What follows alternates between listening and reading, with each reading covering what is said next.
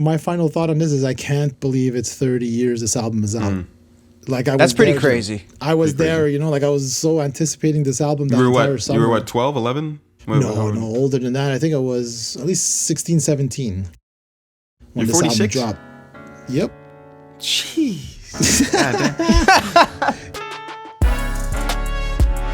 We're back. It's episode number 39 of Innersleeve right here on SoundMojo. I'm Cassius Morris. That's Frank Pavan and Joe Pacheco as usual. What's up, fellas? Nothing much. Feels good. It's a nice day out.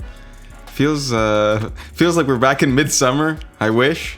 I'm so glad you started because I always bring up the weather. So now you brought it up. I brought up the weather for you, Joe. I covered That's my favorite time of year. I hate the winter, but it's my favorite time of year because it's fresh. You know, you can. It's hoodie season. And speaking of hoodie seasons, I know, shameless plug.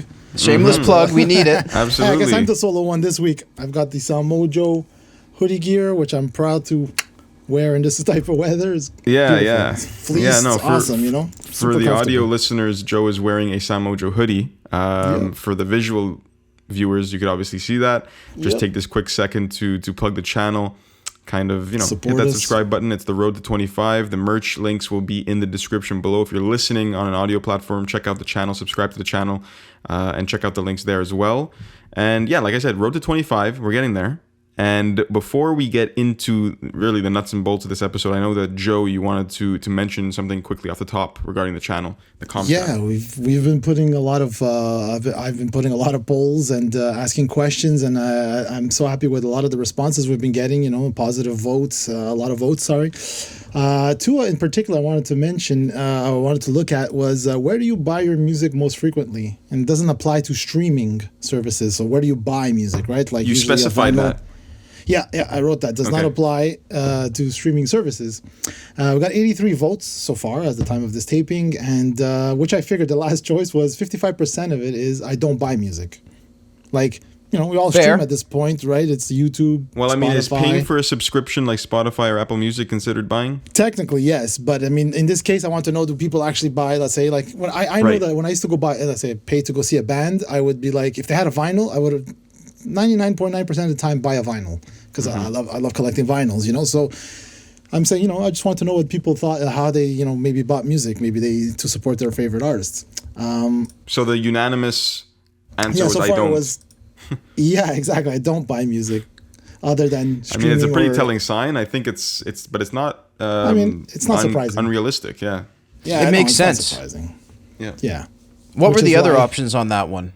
A good question. We have iTunes Music Store, Amazon, which got 5%. Oh my God, I remember that when you could buy individual songs. Oh my God, $1 a song, man. $1 and then we had to complete our album. Like I'd have to save up for the songs I liked and then buy the other ones later. What a strange process. I know and to think that I used to spend easily $100 when I went to a store to buy 5 albums, and whereas now it's like for $100 you have everything. 5 dozen albums. No, for $100 a year, let's say for a Spotify subscription, you've got everything. You have access to everything, almost everything, right? Not 100% everything, but like, and more because you get podcasts, you get a ton of other things. So it's like bang for the buck. We can't be complaining. It's just, it sucks that musicians, you know, the royalty rates and all that stuff, you know, but it's part of, I don't know what to say about that. No, it's today's climate. That's what it is. It's true. I'm still a vinyl guy, although I don't have my player set up right now. If I can get a nice vinyl, I mean, you can do so much with it. You can even hang them up. What do you think of that, Joe? Because I know people take criticism for using that. For using what? Like vinyls as a decoration. Oh, I love it, man. It's as you can see, I still have, I don't know if you can see with the camera, it's a bit dark, but it's like I have my Iron Maiden, Pink Floyd Animals, and Ozzy Osbourne's. No, I'm down for that look. You know, even though I'll admit here on the show, I've never purchased a vinyl in my life. But if I see that around, and even in stores, you know, stores kind of dress themselves up nicely with vinyls, but houses and whatnot, like I think that's a vibe. That's a vibe. Totally. I would agree. Yeah. So Cassius, who do we got? Who do we tease on this week's episode? Before we get to the interview, who do we got lined up? Today we have lined up 2 brothers from an awesome group out of Las Vegas, Nevada called Otherwise. Shout out to all the Raiders fans out there. I think they had a big win last night, didn't they, Frank? Oh, we will get into that. If you guys want to hear about that on the other half of, or at the end of their interview, we will get into that. So yes, we will. They had a huge win. fantastic guys. They have a lot of great work that they're doing in the community, and all things that we're going to get to in a moment. But first, a little bit of news in the world of music. Metallica has just released a Goliath remastered reworking of the Black Album. The reason I say it's so massive is because this actually comes in 3 different versions: one regular version, one 3 CD version, and a 6 LP, 14 CD, 6 DVD box set, which is like, who can afford this, by the way? I mean, insane. Well, what does it go for? It's 180 gram vinyl, so it's just the shipping cost on this alone is going to be pretty nasty. Substantial. I think that's what you were going to say. Yeah. Your mailman is going to hate you. The price for the full box set is just about 240 Canadian dollars, but it's already sold out, guys. Ooh, good for them. So massive demand. And like, I'm not, I wouldn't buy this thing, but I mean, like, if you're a big fan, and like, it's not that bad when you think about it. All that for $250. Like, I think those bundles kind of work sometimes if you're really invested. But the second I saw this and I saw the word remastered, my mind immediately went to like video games and what companies do to remaster video games and offer so many different like options. Like, you're not just getting the game; you can get an Xbox with Kate, like the decoration and design of the said video game and yada yada. Right? They package it up nicely. And like we were talking about vinyls being a piece of artwork in a house, or at least spicing it up a little bit. Like even these bundle packages, like I don't know how big they can get, but if you place them on a nice desk or somewhere, like they can add to your house too. So while I won't be like, I'm not one to purchase that, I think it's cool that they're remastering it and adding a bit of flair, because it's just I think it's more for the diehards. It's not like they're trying to get any new fans with this. It's more like just to feed the old fans, I feel like. Yeah, as you said, like I think the gaming industry kind of took one from the music industry in remastering games, because it's kind of like, I don't know, the way I see it it's kind of been known that 20 years later, technology has changed, formats have changed. So when CDs came out, right, you had to remaster everything anyway for a digital. So, but you can't go back and you can't go back and say, I'm going to re-record guitars. It's literally just they take the mixes, they'll polish them up to today's volume standards, and for distribution through all the platforms. And but like another thing with the gaming stuff, like with this kind of stuff, you'll get like nice pictures, posters, maybe signed stuff, tickets. You'll get little extra, a lot of cool things that are collectibles. Yeah, bells and whistles. That's it. Yeah, exactly. Do we know if this? We might not know this, but do we know if this is going to be this remastered album is going to release on like an Apple Music or a Spotify, or is it simply for purchase? Like, because we can still get that album. We can still get that album right now. I can go on my phone and get this album. Yeah. These are bundles, like so that you actually spend money instead of just listening to it for free on the services, right? But yeah, you could. I'm sure we can listen to it. Interesting. They do have it on sale at their store for $10 for the streaming version. And funny enough, they also have a remastered cassette for $10. So they're going all out. It doesn't matter what player you have, they're going to get you. Yeah, my final thought on this is I can't believe it's 30 years this album is out. Like That's pretty crazy. I was there, like I was so anticipating this album that entire summer. You were what, 12, 11? No, older than that. I think I was at least 16, 17 when this album dropped. Yep. Jeez. Sorry to age me, bro. That's got to be a clip for the episode this week. Oh my god. Sorry to age drop you on the show, Joe. But anyways, I mean, good. 30. I love those reactions because even at WatchMojo when I started out, our channel manager, the channel manager Mike, was like, you turned 35 or something. I don't remember. And he's like, I'm starting to feel old. And I'm like, right next to him, like, what are you talking about? Then he's like, so I tell him like, drop a couple of hints, and he's like, wait a minute, what did you have kids when you were like 9 or something? I'm like, how old do you think I am? It was like that's a compliment. He was like 27. I'm like, dude, I love you. You're my best friend.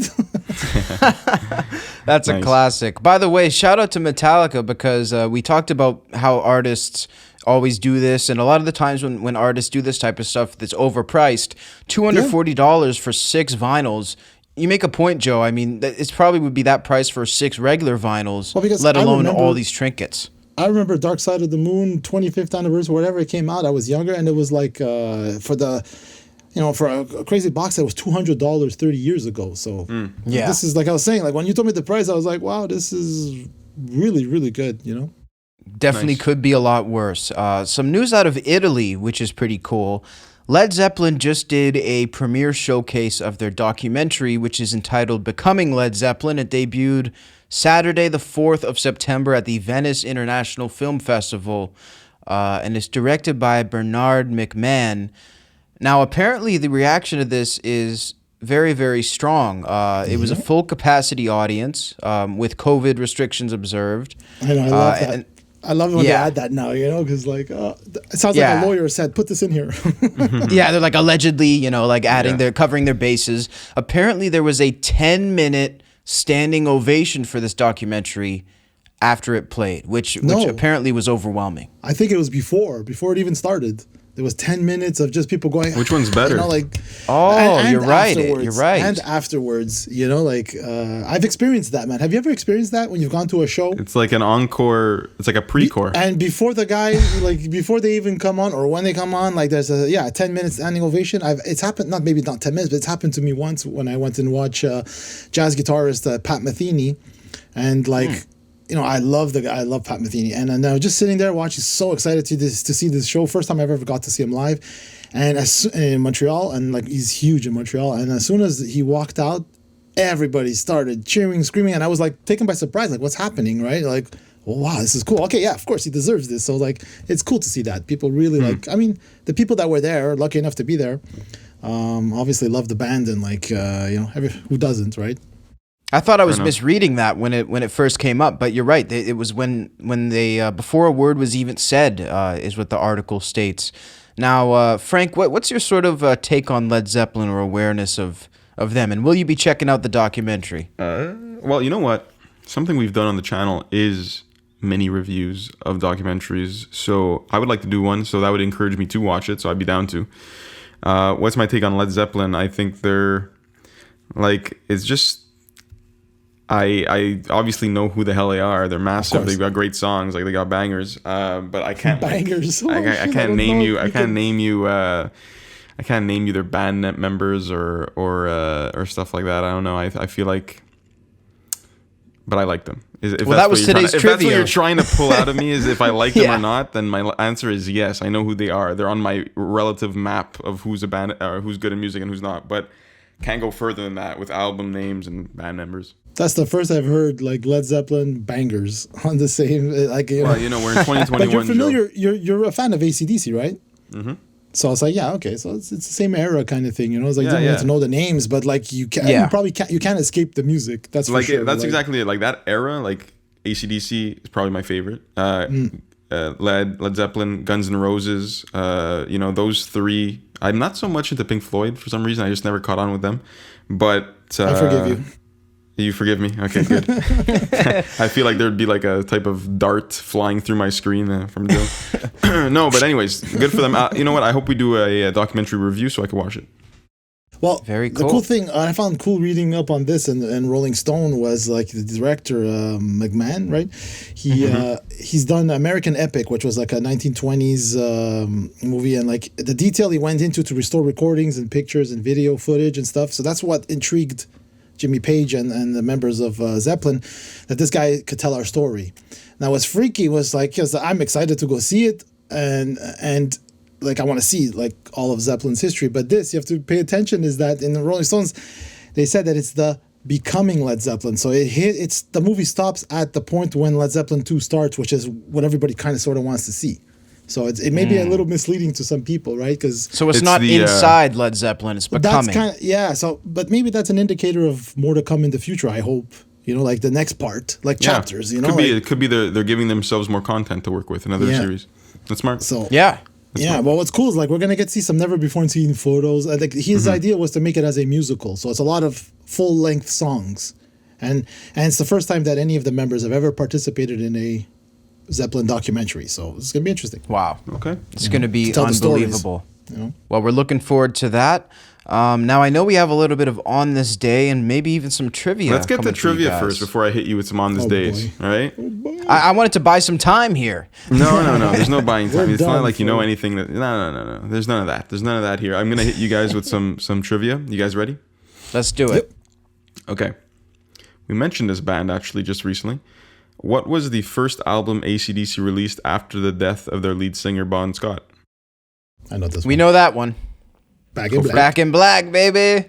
And did they come out flying with that one? I mean, what a. Oh, I mean, was I I mean, think so. Joe, like, was this what year did Back in Black get released in? I don't know that off the top of my head. Was it the 80s? Feels Was like it- 79, right? AC. I think it was 81. 80. I thought it was 81 or something. Yeah. Let's check. Back in Black. Let's go see. Come on. Let me be right on one thing. Wow, hang on. Wikipedia. Wow, Wikipedia is never the best source, right? No, come on. Hang on. Keep going. Keep talking while I search. Well, anyways, like, what my question was, we can know You're what, right. what year. Sorry, I wasted your time, but 1980, yeah. 80. Okay, cool. Well, we were all around that. 81, 79, 80. album is- Like they were at their peak then, right? So, like, releasing an album after. Would you say not? I guess so, yeah, with Bon Scott, but then, like, that album, I think, really... Was like what I'm trying to get at is, like, was there a lot of anticipation or skepticism with like an album coming I don't with know. I a was too new young. lead singer? Yeah, I was You too know, young. I would assume so, but I'm not. That's a good question because I'm not sure how much they actually publicized having a new singer. But if you were a fan and you knew the guy died, then there's probably no way to get around that. But yeah, that's a good question. It's not like they dropped him for another guy. Then this album No, is no. we got to judge it. It's one obviously. of those rare examples where you don't think someone is replaceable, and then, you know... Yeah, they found him. Okay, and okay. even, you know, yeah. Next question here. Vanilla Ice's 1991 hit Ice Ice Baby was used as a sample from which Queen song? Wow. This one I actually know. And I look like Vanilla Ice, so this is a perfect question right now. I think I know the answer. Under Pressure. There you go. Correct. There you go. Ding, ding, ding, ding, Correct. ding, ding. I don't want to get us watch it. copywritten. Yeah, we're gonna I was get just going to say, we're going to get copyright. God damn it. number 3. So you guys are 2 for 2. Good job. Number 3. What instrument does Lizzo play? Oh, I know this one. I don't know. She's a monstrous flautist. She plays the flute. Really? She's Correct. legit, that girl, man. She can sing, she can play, man. Legit. Yep. Interesting. All right. Okay. 3 for 3 as That's a as good unit. mix, Frank. Yeah, thank you. Yeah. I'm going all over the board here, honestly. That's what I'm talking about. What is Post Malone's favorite restaurant? Taco Bell. No? No. I'll give you a hint. He had a featured segment on the Jimmy Fallon show at this restaurant. Oh, don't I watch definitely TV. don't know that. Okay, so I stumped you guys here. Olive Garden. Loves Oh. the free breadsticks and all that stuff. You should Let's check say it out. Applebee's or something. Yeah, Olive Yeah. Garden. And that was question number 5. So you're 4 for 5, I think. Last question here, number 6. What rock singer? And this one I included because it's kind of... Oh, anyways, I'm not going to give more than that. But anyways, Yeah. sorry. I was going to give you a bit too much, maybe. I was going to narrow your scope down. What rock singer testified before Congress about the Parents Music Resource Center? We love this one. Yeah, I think we know that. Okay. Is it somebody we've had, though? Does he wear a wig? Was that where... Yeah.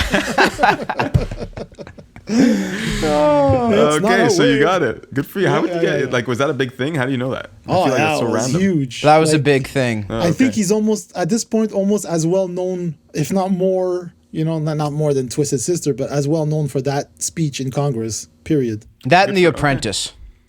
Yeah. 100%. I remember yeah. that. I remember And I'm that. pretty sure that whole event, that whole hearing is why we have parental advisory stickers on CDs now. I think that's where this whole thing came out of. Frank Zappa was in there. So yeah, definitely another legend. Yeah, Very good Okay, questions though, Frank. Thank you. Very good, Thank man. you. I appreciate it. I appreciate you guys knowing your stuff because that would have sucked if you didn't. So 5 out of 6. On this day, we'll move on to On This Day quickly. And then right after this is done, we will cue our interview with Otherwise. So today being September 17th, Friday, September 17th, 1969, media on both sides of the Atlantic were running stories that said Paul McCartney was dead. He was supposedly killed in a car accident in Scotland on November 9th, 1966, and that a double had been taking his place for public appearances. In fact, Paul McCartney and his girlfriend Jane Asher were on vacation in Kenya at that time. Crazy stuff. Wow. Huh? I've heard this. Have you guys heard this before? Yeah, the Paul is dead. Yeah, and I used to. I remember a very memorable, obviously, conversation with bandmates when I was younger about this, and hearing this for the first time and being really intrigued about, really, could this really be possible? And I just forgot about it. I never really dug into it, so it's interesting that you brought it up. I never. So really I felt that one was. I wonder. What do you guys think?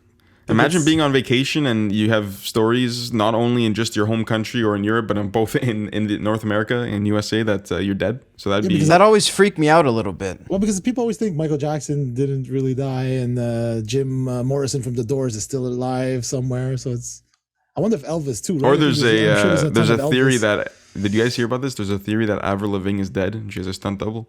You guys ever hear about this? I've heard some of these theories. You should read it up. It's pretty eerie. It's pretty crazy. I feel like it's definitely possible, but it's very unlikely. I agree. I don't think that's legit at all. I would be shocked. But anyway, so I felt like that Paul McCartney one was interesting off the top. September 17th, 1996, a bomb was found at a South London sorting office addressed to Icelandic singer Bjork.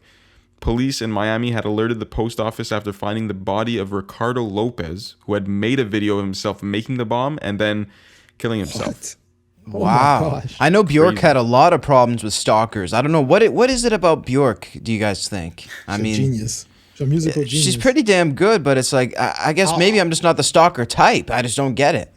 I don't know. Yeah, exactly. That's it. Like, I don't understand, but like, great, fantastic musician. Yeah, she also got attacked or something at the airport or something like that. Or attacked somebody, I think.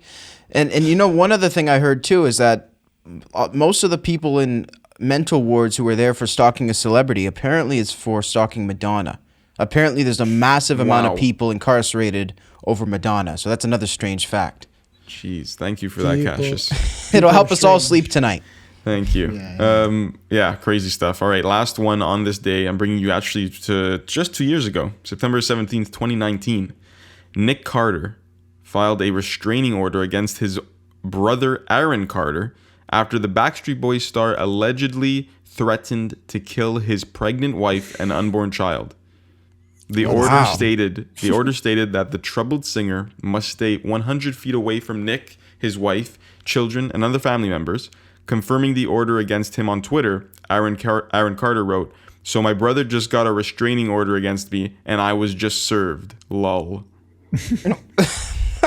Doesn't sound overly worried about it. Yeah. I don't want to be there on Thanksgiving, that's for sure. Oh yeah, Christmas must be brutal.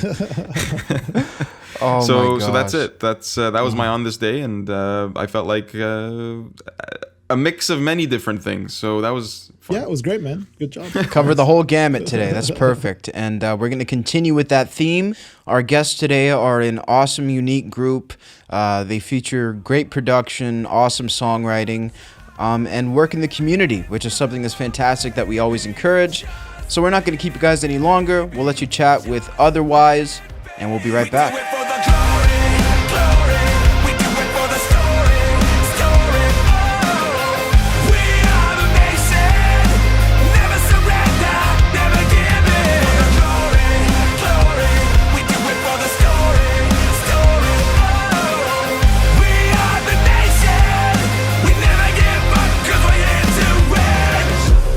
We're back with two very special guests right here on Inner Sleeve. It's an absolute pleasure to have these guys on. I'd like to welcome Ryan and Adrian, all the way from out in Las Vegas from Otherwise. Guys, how's it going?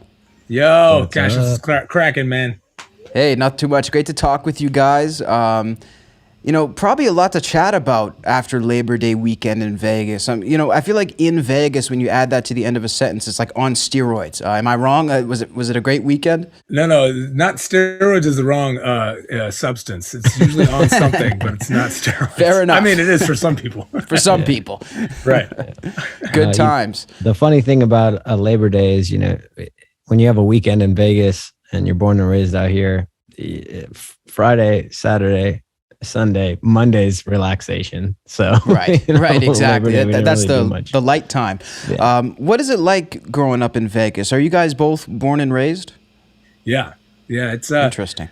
It's, you know, it's I mean, when you travel a lot, and you see different cities and towns and stuff like that, and go to different countries, and what you realize, you grow up in Vegas taking a lot of things for granted.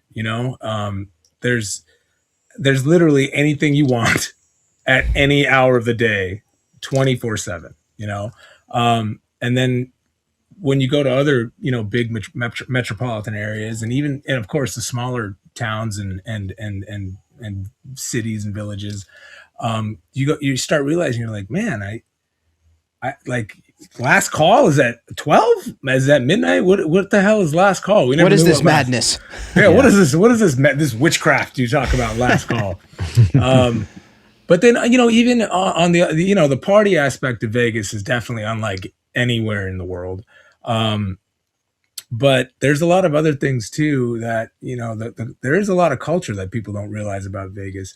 There's a lot of nature, I mean, my brother goes hiking all the time. You can drive 20, 30 minutes and go for a beautiful hike and not realize that you're in Vegas, or it's really a town of extremes, and that kind of is really, it's part of who we are. We're the people who know us, fairly well, can attest to the fact that we can be extreme. We have our emotions run high, and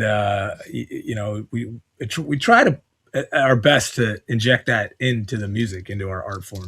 So I could see that. Ryan, how do you identify with your Vegas identity, so to speak? Is it something you really think about much, or no? No, it's a big part.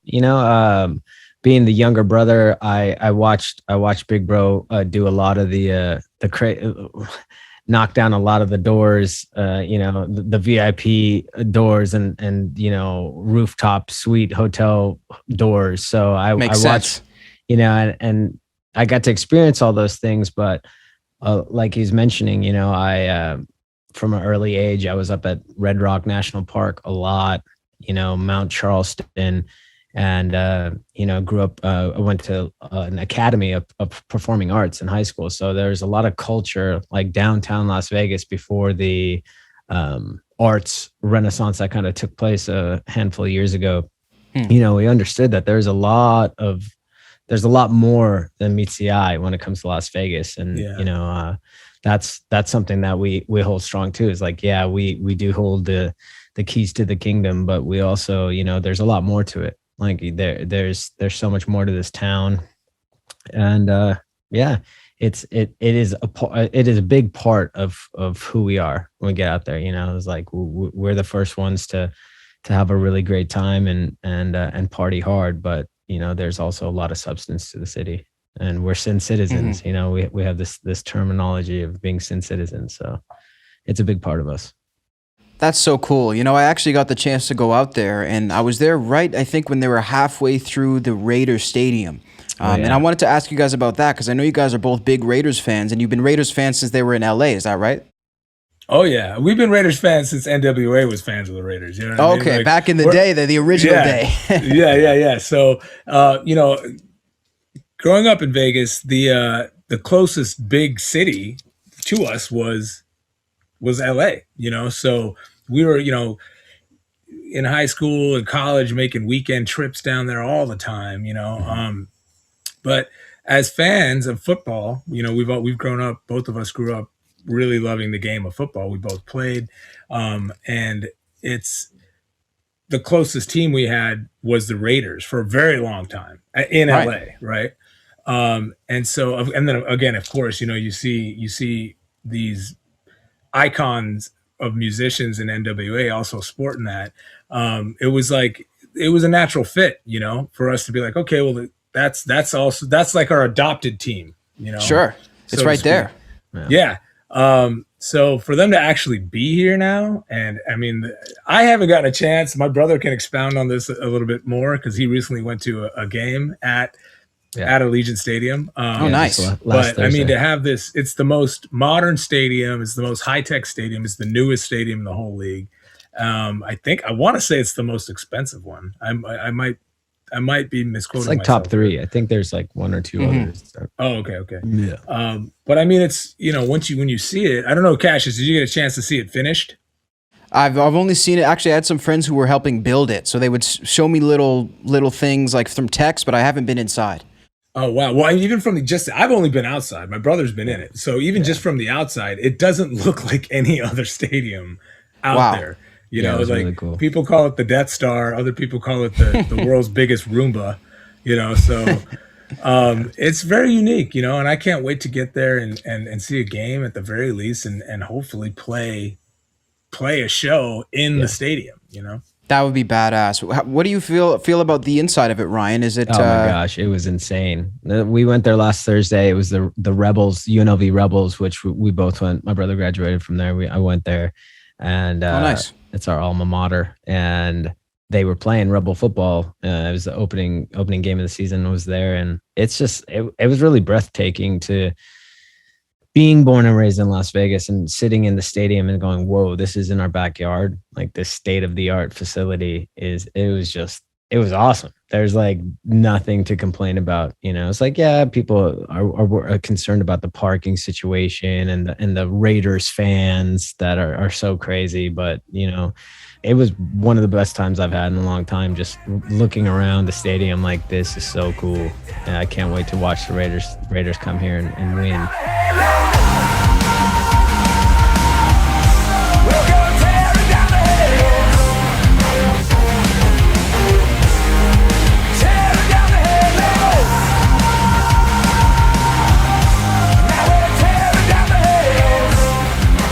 One thing I'm curious about with you guys too, and this seems to be sort of part of your mantra as a group, is that you want to retain a bit of that danger that comes in rock and roll. And, you know, personally as a rock fan, I find a lot of it's been very much sterilized. Where does that come from, and how do you guys sort of keep that element of spontaneity and danger when you're making your music?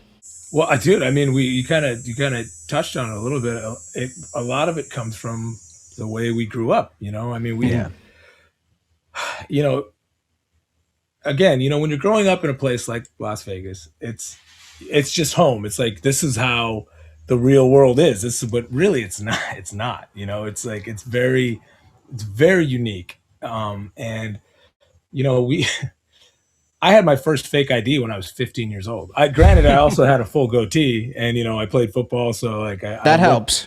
It definitely helped look like I was 21. I still need a fake ID. I am 21, so.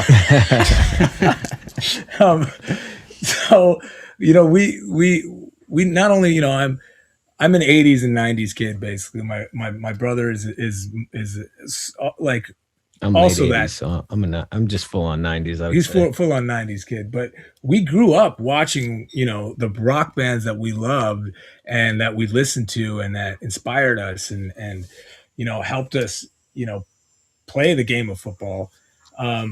Those guys didn't give a can I say a fuck? You can, like, absolutely. They didn't give a fuck about anything. They were pure soul rebels.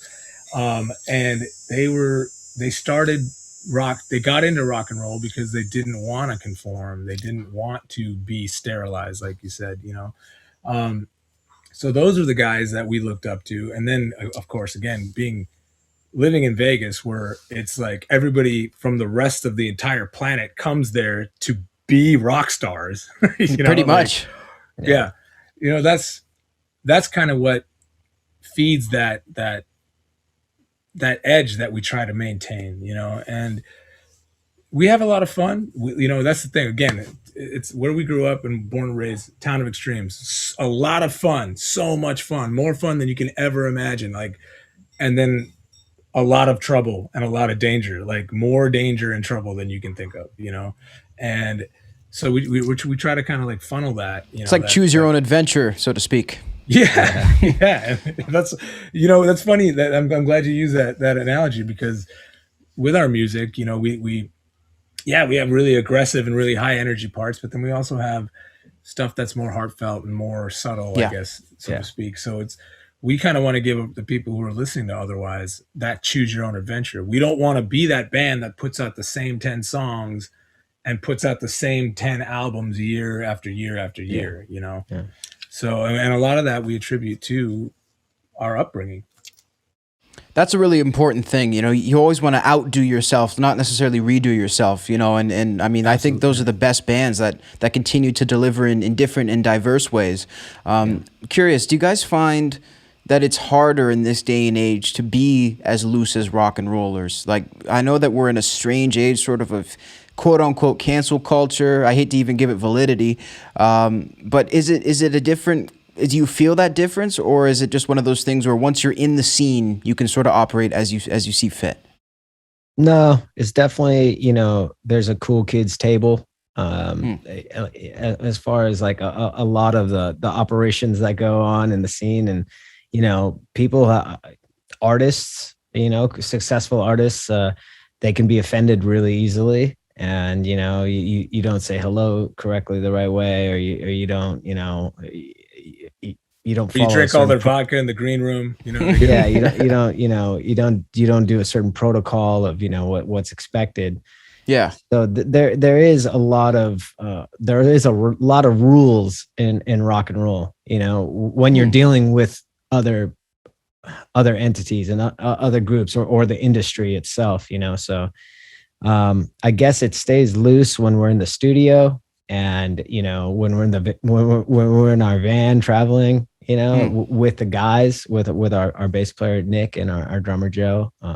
But as far as, in my opinion, as far as the industry itself and kind of the process of being rock and rollers, it's kind of tight, you know. It's kind of tight knit, you know. Like, there's a lot of judgment, and there's a lot of people expect you to be a certain way, but then want you to be, you know, be yourself. So it's a funny all at thing. Once somehow. It's a weird game, and I'm sure it's like that in a lot of other industries, but it's just it's ironic in ours because, you know, it's rock and roll. It's supposed to be rock and roll, right? But, you feel that, Adrian?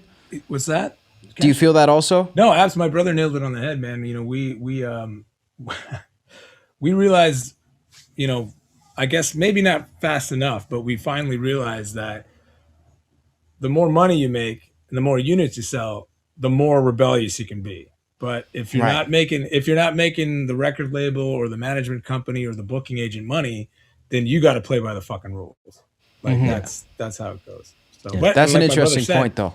Yeah, but we've been on both as sides. My brother said, that's got to be. I'm sure that's the same way in any industry. You know, like, I mean, look at the NFL itself. You know, if you're producing numbers on the field and you're winning games, I mean, you can literally kill people and get away with it. You know, like, seriously, and all these sports too. Like, look at Dennis Rodman. I mean, if he wasn't scoring all those points, that hair and all that stuff probably wouldn't fly. You know, like, it's exactly, dude. If he wasn't one of the greatest defensive NBA players of all time, him acting like an asshole would have definitely not flown, you know, but he could get away with it because he was producing, you know, and that's the one thing, you know, as both my brother and I growing up, like playing sports and being athletes, and before we were musicians for the most part, that's kind of like what the gray area Ryan was talking about is like in sports. If you get on the field or you get in the ring and you produce and you win, no one can say anything about it because it's concrete, it's numbers, it's math. Yeah. Whereas in music, the numbers, the number of downloads and ads you get at radio and the number of tickets you sell, you know, a lot of that has to do with outside forces and how they promote you and how they you know, how much importance they give you in their corporate structure, you know? Yeah. Whereas in sports, and I'm sure there's, especially in like the fight game, I know there's a lot of amazing fighters out there that don't ever get to see the accolades they deserve. But for the most part, if you're a great athlete and you have decent representation, you can get out there and make a name for yourself. Whereas in this industry of art, it's so subjective. You know, it literally depends on whether the president of some giant radio conglomerate likes your picture and likes your song and, you know, likes, I don't know, the way the email you sent, you know, like the way just every little minutia, it seems like it seems to really matter. Yeah. Oh yeah, without a doubt. And we didn't know that in the beginning when we were starting a rock and roll band. And we're like, yeah, man, we're gonna, fuck the system, dude. We're gonna we're gonna go against the grain, and in a lot of respects, we've created hurdles and obstacles for ourselves, but we don't stop trying to break them down. We don't give up. We hold on and fully believe in that spirit of, look, we're going to do it our way, because most of the great people in the world, the great artists and inventors and performers and athletes, they do it their way, Yeah. And there's a very, very small percentage of them who get to break out. But I would rather shoot for that than just go, okay, well, yeah, we'll just write whatever song you think we should write, and we'll record whatever song you hand us, and we'll put out whatever album you like, without us having any real, investment in it with our souls. So. That makes a lot of sense. And correct me if I'm wrong, it must also keep it fun. And because you can hear in you guys' music, one thing that I think a lot of artists lack is that it sounds like you're having fun, no matter what the song is, from what I've heard. And I'm just curious as to how that happens. And also I'm curious as to how the family element might play into you guys' music production as well. Yeah, we definitely have a lot of fun. I think that's the most fun that we do have. Besides, playing like the big festival shows with thousands of people.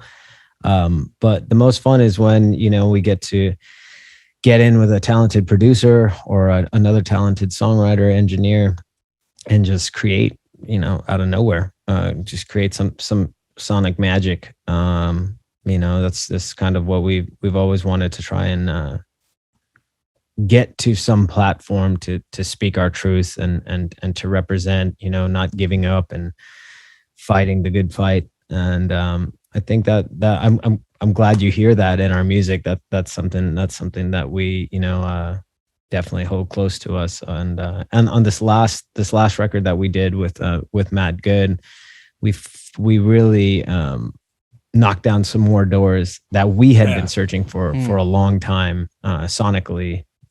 And he helped to bring that out.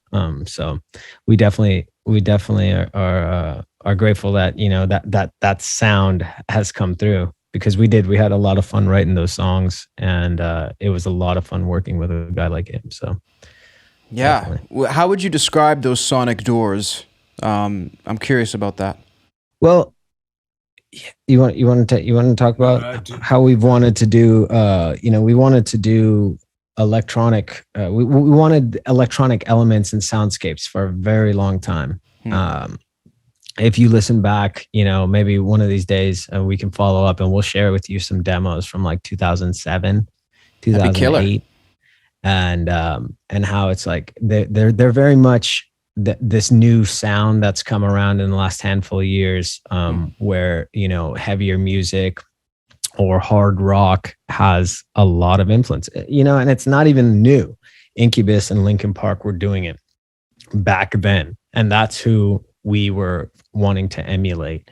Depeche Mode was doing it before those, you know what I mean? Taking it way back. Yeah. Depeche Mode, yeah. Oh, yeah, exactly. Like Tears for Fears and just like 80s music, the dark, anthemic, but, ethereal sounds. And, we wanted to do that. We wanted to do that a really long time ago, and we were doing that. So that was kind of something that when we broke into the mainstream, we were kind of swayed to fit into certain boxes, kind of what is the word? Advised and aggressively suggested to be a certain sound, in past relationships and being in the machine.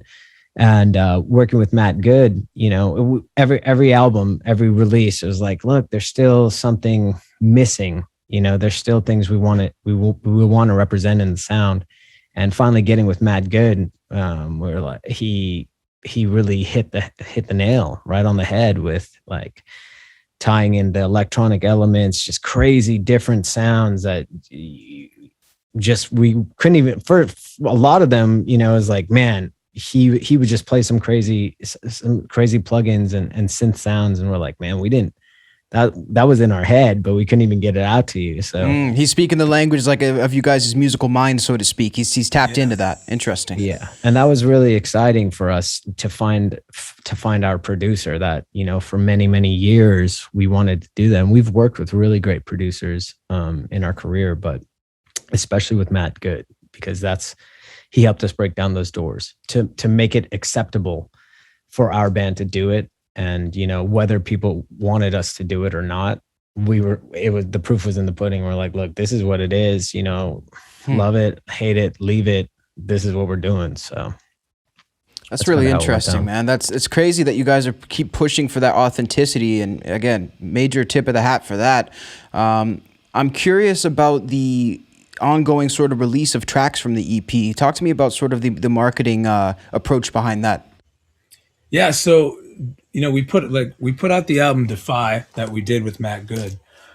And then literally we went on one tour in late 2019, and we were gearing up for, you know, your standard, like, big kind of album cycle. You know, we're like, okay, we're going to be on the road for the next 12 to 18, possibly 24 months.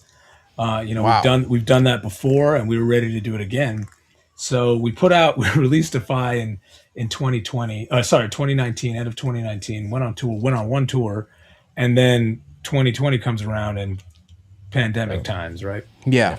So reset time, essentially. So yeah, that was a big setback for us. You know, it was a bit heartbreaking. But we were like, okay, let's pull our big boy britches back up. And, you know, we do have this like wealth, like a mine of unreleased material that people haven't heard yet, that kind of tie into Defy, kind of that totally tie into this new sonic landscape that we were trying to get into, that my brother was talking about.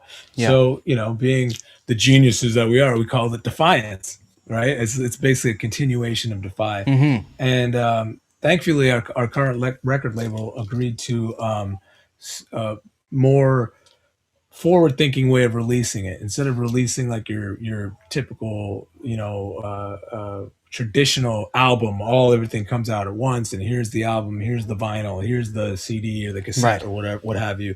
We went with a release. It's going to be basically released. It's going to be digital single releases over the course of this next year. You know, we put out the first track that we released off of that was called Halo. And that was done with another producer who's very much in the same vein as Matt Good. He's a local Vegas cat. His name is Kane Churko, and he's worked on some massive records. And he also was able to understand what we were wanting to do. Like, look, yeah, we are a hard alternative rock band, but there's also this other side to our own personalities. There's also another side to what we like to listen to, and what we like to hear, and how we would like to sound. Totally. So we were fortunate that we've been able to we had this wealth of material, and that we were able to get in with a guy like Kane Churko to release the first single. The second single off of Defiance is an homage, an ode to our new hometown team, the Raiders. It's called Silver and Black, which we did with Matt Good. And, you know, again, it's if you listen to the lyrical content, it's like on both of those songs, and a lot of the stuff off of Defy, it's like the lyrical content is heavy, it is dark, but it's also very tongue in cheek. It's almost like satirical, or maybe sarcastic even. You know, we've kind of found a good vein where we're able to present these heavy ideas and kind of darker lyrics, but in a way that is fun to listen to, you know? Exactly. And there's also seems to be like an encouraging element to some of them too. Like even if you're tackling like, you know, a song like Bad Trip, for example, like a perfect example, just encouragement, even though, you know, it's sort of a negative theme, sort of from the outside. Yeah. I'm curious about you guys' touring. How much have you guys toured since 2020, and what's it sort of been like gearing back into that world?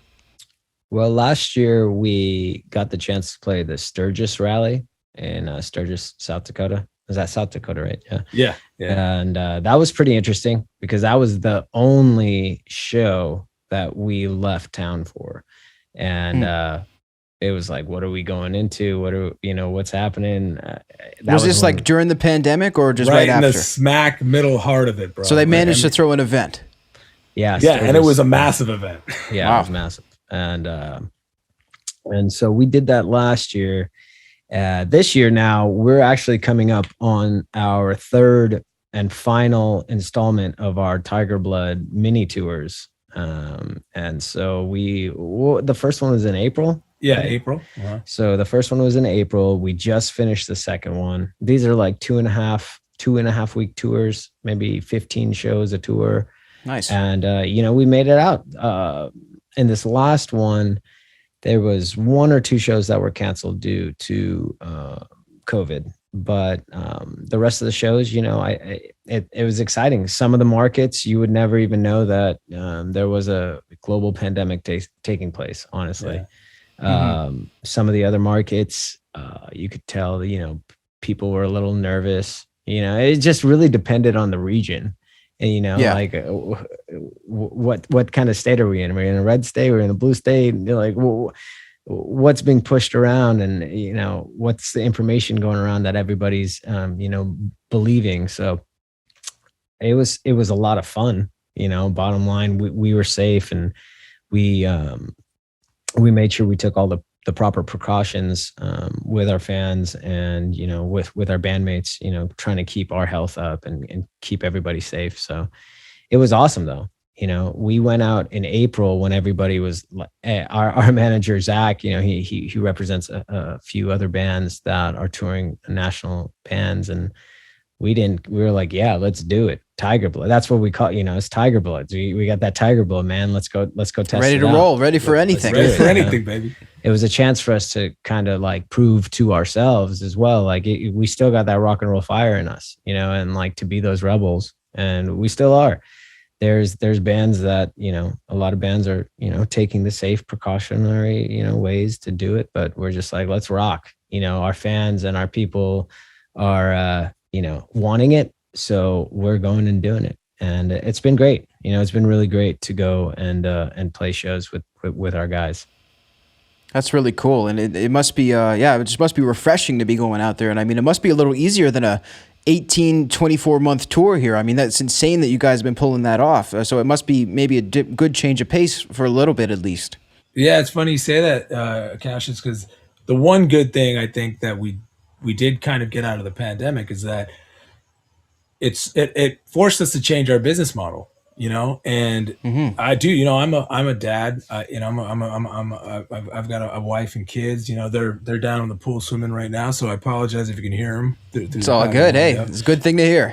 Yeah. It's, my brother was my family. Like he is my family. He's always going to be my family. But before I had these 2 little dudes who depend on me to be there for them, I was like, yeah, man, shit, 24-month tour, let's go, man. I know, no problem, Sure. But so the silver lining of this whole pandemic is that the business model changed for us in the sense that we were able to go out and do, as my brother said, like 2-week runs, 2.5-week runs, and make a solid living. Like our profit margins have been higher than they've been for as long as we can remember. And now, granted, that may not last as things kind of ease back in and some of the big dogs come back into the touring scene and, start soaking up the spotlight, so to speak. But for us, it's been kind of a blessing to be able to still do what we love, but do it in like, what's the word? Like just like increments, like where it's like that's the perfect amount of time to go out, road dog it till the wheels fall off, and then head back home, and regroup for the next one. Yep. That is a blessing indeed. That's very good. One of the last things I'm really curious about was you guys delivered quite a large number of instruments to schools across Las Vegas, which is an awesome thing, putting instruments in the hands of young musicians. How did that come about exactly, and what are the details behind that? Yeah, so we run a nonprofit here in Las Vegas called Life by Music, and it's a 501c3. I spent a handful of years putting it together. We created this guitar chord and coloring book called Guitar Magic. And that was like our first foray into creating these curriculums to introduce music to underprivileged youth in the Valley. And it's just grown over the years. We're actually building out some more courses now as we speak, but in tandem with the courses that we're developing and the outreach we're trying to create with showing people, hey, we're rock and rollers. We are professional musicians. We've signed multiple record deals, and as cheesy as it may sound, you can do it too. Like just to give that hope, give some little kid that spark, that like, wow, oh my gosh, I'm not just watching this person on YouTube or TV. It's like he's right in front of my face, like saying, hey, you can do this too. And he's from where I'm from. Here's the first chord, like strum the guitar. We teach them quick, and like with the really small children, we come strum the guitar. Just hear the vibration just hear that magic, or hit the djembe drum and feel those vibrations, and just see. You can see it. We see it in the kids when we do these outreach experiences. So we in May put together our first 5K. Like we did a rock and run. It was called the Rock and Run 5K. It was the first 5K that I ever ran and also put on. And so, crazy. We raised funds to get instruments, to get guitars for the school districts out here in Las Vegas, for Clark County School District. And it was really successful. And around this time last week, we ended up working with Gibson Gives, the Gibson Gives Foundation. We're strategic partners with them here on the West Coast. So we were able to raise the funds and get more donations. And we took 56 guitars to 7 different schools in town. And it's really exciting. It's great. It's great work to be able to be in a position to bring people together to fundraise and to do good. And then we get to be the rock and roll Santa Clauses and take the instruments to the kids and say, look, rock and roll is alive and well, and you can do it too. So we've been doing that, and we have more things coming up, more courses planned, so that it's not just a drop off of the guitar and a picture and see you later, but also a follow up. And that's been created from what we've been talking about, like Otherwise, and our life by music, chasing our dreams, and Otherwise has in turn created this nonprofit organization. And now the nonprofit organization also, the Life by Music mission feeds into Otherwise, because, we'd be lying to say that when these kids ask, hey, who are you guys? You're like, well, we're the guys in Otherwise. Not terrible promo. Yeah, it's a wonderful thing to also be able to prove. It's important, to claim your uniqueness in life as an artist. And this is one of the ways that we do it, because we share the power of music, and we show up, and we don't just talk about it. We actually go to the schools. We actually talk to the kids. And before the pandemic, it took a handful of years to get to that point, but we were visiting an elementary school and middle school every single week leading up to the pandemic. And it took a handful of years to get to that point, and it was awesome. And now we're just kind of waiting until things start to clear up. There's a lot of regulations, and the schools are very hectic right now coming back in. But yeah, that's like something that really lights a fire in us. So it's really inspiring work. And we've gotten great feedback from the teachers and the administrations about our initiative.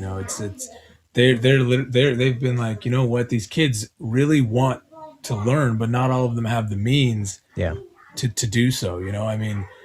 two things that are really expensive in life is music instruments and tattoos, you know. So it's like you got to try to save money somewhere, right? They go hand in hand too, which is funny too. So they do, and we're like humbled to see how grateful the school staff and administrations have been for my brother's this brainchild of his, you know. So it's a beautiful thing, man. And you know, the old adage, doing good makes you feel good. So, you know, maybe it is slightly self-serving at the same time, but if we can feel good and do something good and maybe make some kid who's perhaps not feeling that good about where he's at in life with this beautiful, crazy thing called music / rock and roll, then man, we'll be doing this, you know, long after we're probably done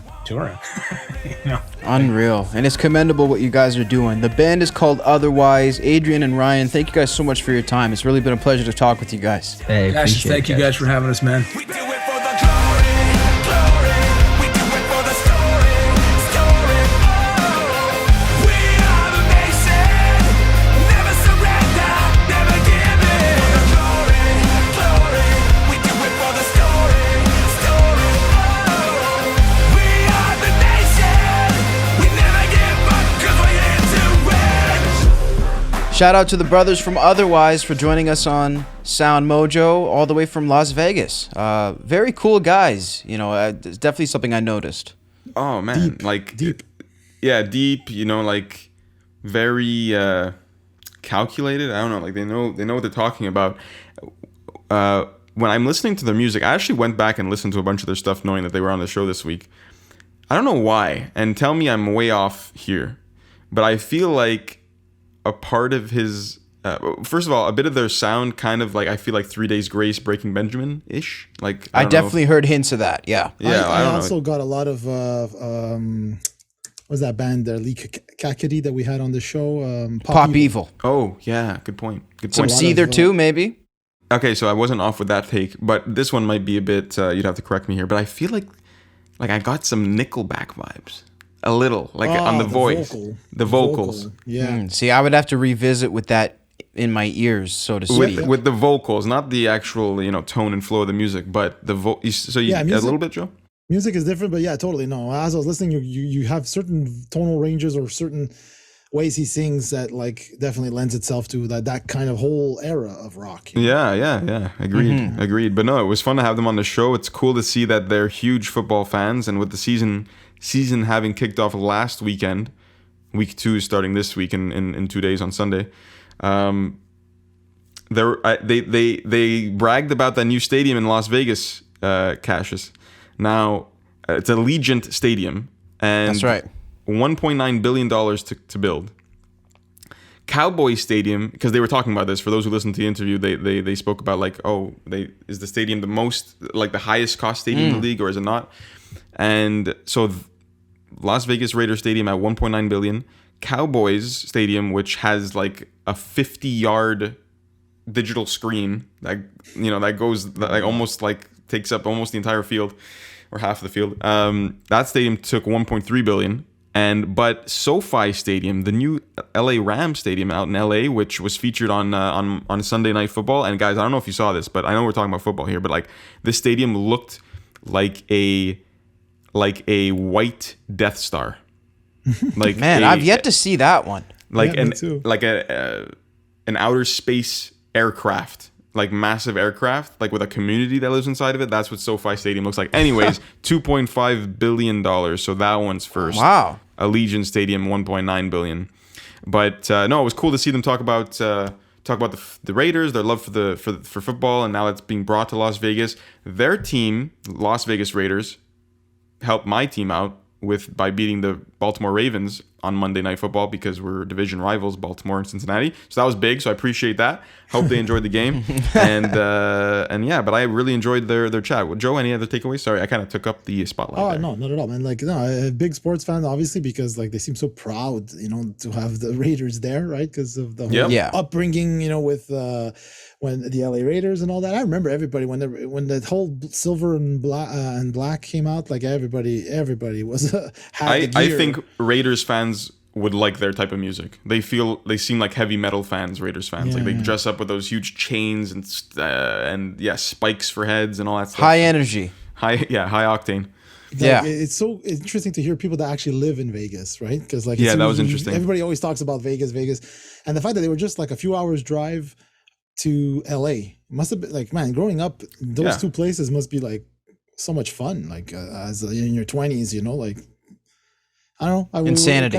Like here, we think about driving to like Toronto or something. It's like, but there it's like it's not as close for us. But Vegas, it's a city that has everything and anything at any time. That's what they were saying. That's it. But I would have to agree that there are some nice nature spots, some exploring adventure spots too, not too far out, because obviously they got canyons or at least mountains everywhere around there. And so I enjoyed their chat. Cassius, like, any takeaways, like anything stand out when you were interviewing them? Really, the thing I liked the most was when they talked about doing their work in schools. You see a lot of people doing things where they just drop into a school and they try to make an impression, which is great. I'm not faulting anyone. If you're volunteering at schools, you're doing better than me. But these guys make a point of going back. They go back, they follow up with the kids. They took donations to bring instruments to the kids. So it shows that they really care beyond just, showing up for a one-off thing. So yeah, just very commendable. And, overall, just they seem like true blue Vegas guys. Just there for a good time, that loud music, and not too many worries from their corner. It seems like right now. Yeah, I appreciate that because I'm a result of someone who, like them, took the initiative to bring guitars and teach just a bunch of random kids acoustic guitars and Beatles songs in a park in the summer. So that's what got me into music. So.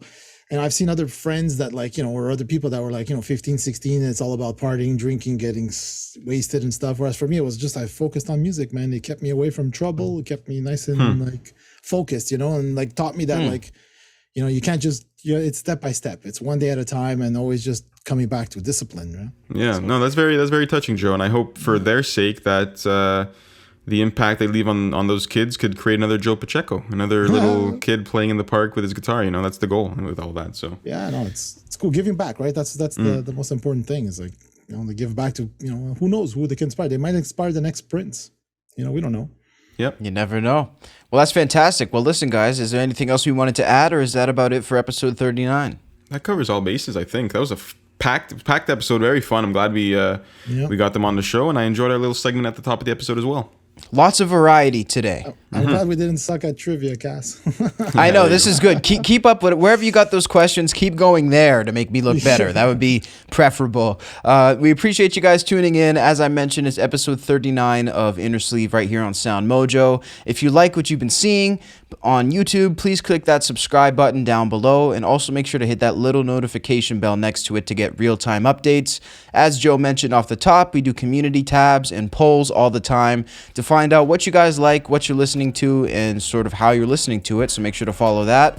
We're also on social media at SoundMojo. That's Instagram, Facebook, Twitter, even TikTok. We are everywhere. And tune in to us next week. We're going to be at episode 40. It's road to 25,000 subs, all that good stuff. We're real excited about this. So thanks for tuning in. We'll catch you guys next week.